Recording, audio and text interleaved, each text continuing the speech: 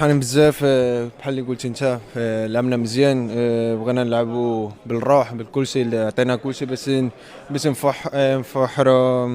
نفرح سوبورتاج يفرحوا كل مغاربه الملك كل شيء فرحان ولعبنا مزيان بزاف. كيفاش من الان المنتخب الوطني المغربي لعب بالروح؟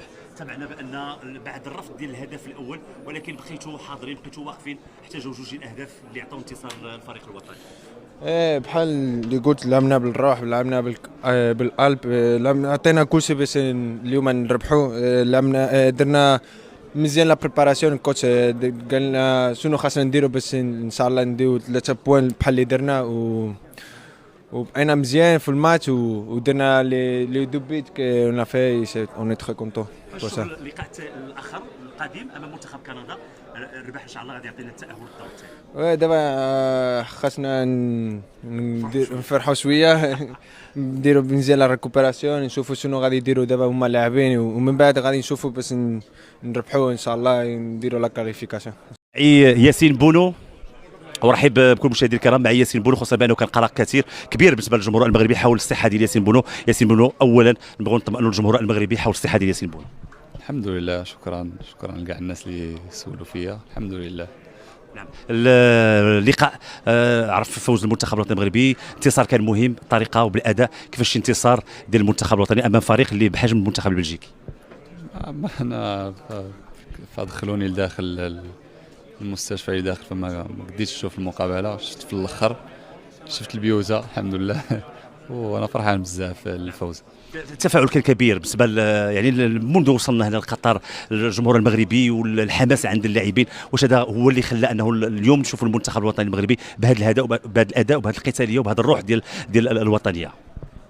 الحمد لله كما شتي الروح القتاليه كانت، الدراري عازمين كما قلت لك ذاك النهار باش يديروا شي حاجه كبيره، وباقا مقابله ثالثه ان شاء الله خصنا نواجهوها باحسن مستوى باش نحاولوا ندوزوا الاول ان شاء الله. نقدروا نقولوا الصحه ديال ياسين بونو الحمد لله بخير وغادي يكون امام كندا؟ الحمد لله مزيان. فاحنا اليوم يعني كانت واحد الاصابه امام كرواتيا فدرنا الماكسيموم باش نحاول نوصل لهذا الماتش، فحاولت يعني درنا الماكسيموم بحال اللي قلت لك، خدينا الدواء خدينا كاع داكشي، وفاهمين قبل ما يبدا الماتش حسيت بالدوخه وما كناش بغينا نضيعوا شونجمون، فلذلك خدينا القرار باش نخرج ونخلي الصديق ديالي يلعب المقابله، والحمد لله يعني كلشي داز مزيان، وحتى الدراري اللي دخلوا فهم اللي عطاو الفوز الحمد لله. الله يشافيك ياسين. I think we have to continue like this. I have a lot of confidence in our team. I think you see how we fight for each other, how we play, we give everything, we run, we do. We have to continue like this, and inshallah we want to win also against Canada, inshallah. The opinion about the game, I don't think I really have to give opinion. The result speaks for itself. We are very happy that we were able to show this to make all the supporters who came for us today and who are at home happy.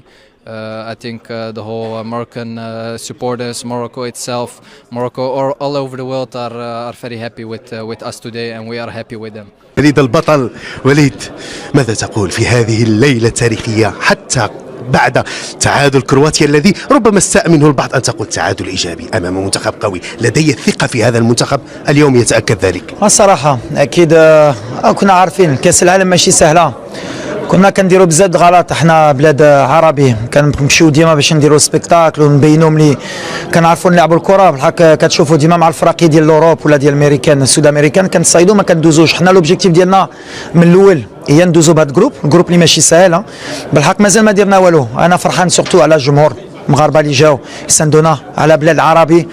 احنا في بلاد ديال قطر بغيت نقول لهم برافو على شنو داروا على بلاد المسلمين، وبغينا نفرحوهم. هادشي اللي مهم، حنا بغينا نتقاتلوا باش نوريو ملي الكره العربيه عندها تاريخ. من حق الجمهور المغربي ان يحلم. بيان سور. شوف هاد الجمهور غير الناس ديال ديال كازا اللي يمكن يقدروا يعرفوا الجمهور المغربي كيبغوا الفرقه ديالهم، كيبغوا بلادهم. عاونونا بزاف اليوم، ما كانش سهل الماتش مع بلجيك، كانوا عندهم كره كان خصنا نجريو. الحق ملي عندك هذا الجمهور كيعاون، الحق ما درنا والو، عندنا عوده، ما خصناش نطيحوا في ديك لوفوري فحال اللي درنا شي حاجه. خصنا نكونسونطراو دغيا على الكندا، عندنا بزاف دراري اللي مبليسي، بزاف دراري يلعبوا مبليسي اليوم، حكيمي، مزراوي، سايس، الجول. غنتقاتلوا باش ان شاء الله نكونوا في مستوى الماتش اللي جاي. الف مبروك. الله يحفظك. الف مبروك، شكرا جزيلا. اذا مع يوسف النصيري مع عبد الرزاق حمد الله هنا تكمن وحدة المنتخب المغربي، مهاجمان يتنافسان على مركز لكنهما يعشقان مساندة المنتخب المغربي في كل لحظة، كل واحد يركز فقط على المجموعة. عبد الرزاق مرحبا بك في هذه الليلة التاريخية، ماذا تقول؟ واش غادي نقول؟ الحمد لله فرحانين بزاف، اللهم لك الحمد. هذا من فضل الله سبحانه وتعالى ومن فضل جميع الناس اللي تاقوا في هذه المجموعة، ومن فضل جميع المشجعين لا المغاربة ولا العرب كافة، واللهم لك الحمد. هذه مباراة أخذنا منها 3 نقاط، إن شاء الله لازم المباراة الجاية إن شاء الله نلعب على الفوز باش نضمن التأهل 100% إن شاء الله. يوسف، يا لها من ليلة، وهنا فرحة الجماهير ما زالت مستمرة وستستمر. الصراحة فرحة كبيرة بالنسبة لنا وبالنسبة للجماهير والشعب كامل ديالنا. الحمد لله قدمنا أداء مزيان، النتيجة إيجابية كانت، حافظنا على الشبكة ديالنا، ما خديناش الهدف. وكيف ما كنقول كنشكر الجماهير، كنشكر اللعابة على هذا الشيء اللي قدموا. وهنايا حنايا ما كنتنافسوش هنايا، بالعكس حنايا كنتعاونوا هنايا باش نعطيو نتيجة إيجابية للمنتخب المغربي. ما كنلعبوش على حساب واحد يلعب على راسه ولا، كنلعبوا على حساب التوني هذا وعلى الشعب المغربي ان شاء الله باش يكون فرحان بينا. الف مبروك. الله يبارك. الف مبروك. رائع بالفعل. لقد كانت نقاطا مهمة للغاية أحرزناها اليوم، وقد أمنا بذلك منذ اللحظة الأولى، لم نستسلم. وكما تعلم ونحن الآن على الطريق الذي نحلم أن نكون به. مرحبا بك أبو جاسم في ليلة تاريخية بالنسبة للمنتخب المغربي. معنا يحيى عطية الله.